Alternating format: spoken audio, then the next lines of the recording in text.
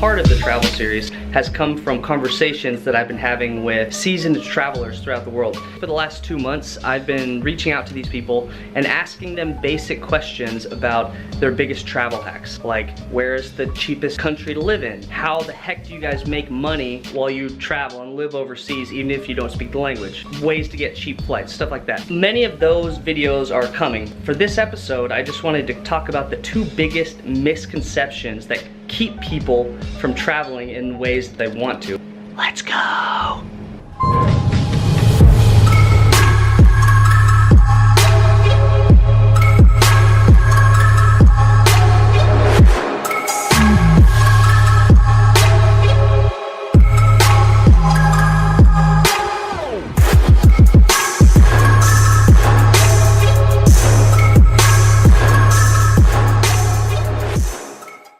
Between these 11 people, they have a combined experience of 1,070 weeks of travel.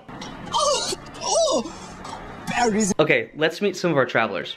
We have Kieran, currently in Costa Rica, Radka, Czech Republic, Adela, Canada, Ludovic, France, Whitney, Chicago, Matt, Vietnam, Hoda, Australia, Ali, California, Elsa, Colorado, Lily, UK, and Alejandro, La Reunion. In the future, I'm gonna get way more in depth with my juicy conversations that I had with all these people. But for this episode, I just wanted to introduce you guys, and I wanted to say that I can't concentrate because Berta is shouting Spanish in the other room.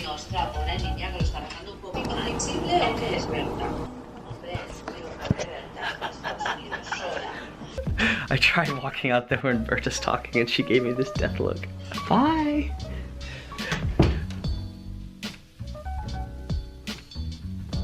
And when you talk about traveling, I'm not talking about vacationing. Hey, let's go for a week with our buddies to a walled-in, super westernized resort in Cancun, Mexico.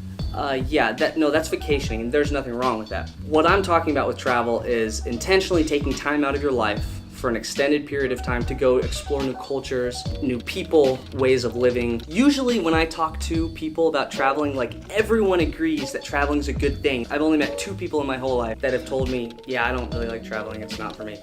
Which is their prerogative. It's a stupid prerogative, but it's their prerogative. The 2 responses I usually get from people when I talk about travel, when I'm talking to older people, usually they say, well, I wish I would have traveled more when I was younger. And when I talk to people younger than me, usually they say, well, I'm gonna travel when I'm older, when I have more resources, more money, things are a little bit more convenient, blah, blah, blah. No, probably. So the 2 biggest misconceptions about travel, there's a misconception about money and there's a misconception about fear or safety. So first of all, the money thing. I was raised in a big family with a lot of siblings and we were middle class and I've had to pay for everything myself. Since 2012, I think I've traveled about 97 weeks abroad and I've done that all for under 10 grand. The way that I've done that is through the budget that I use.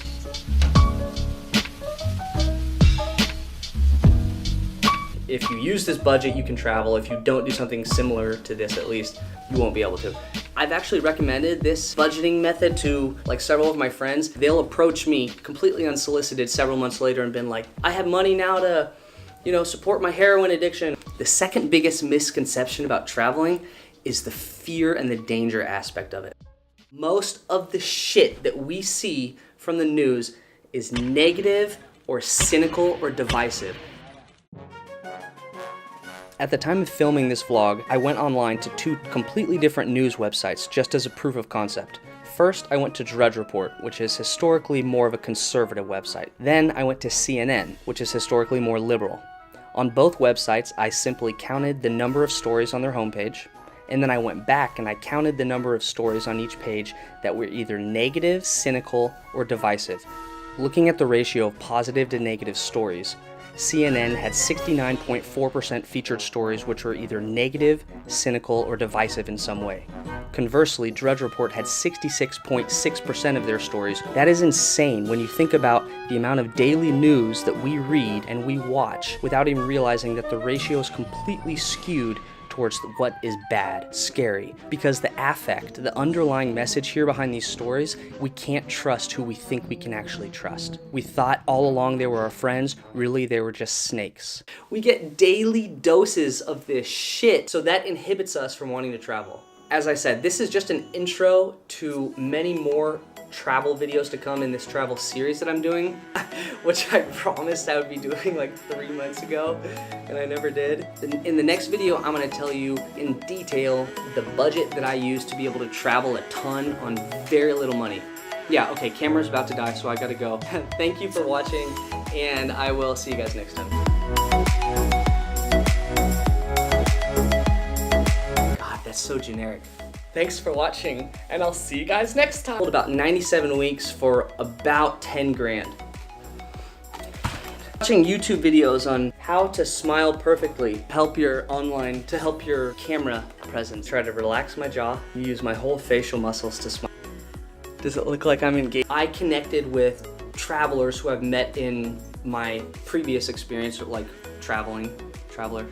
Start over. So the two biggest misconceptions, blah, blah, blah. Here's the secret. Traveling internationally will never be convenient. I don't know why I'm talking like that. Oh, start over. Dude, just laugh. Laugh at yourself, bro. Just. Man, I think, here, good deal, dude. Zero pressure. I can just delete this and do it all over again, can't I?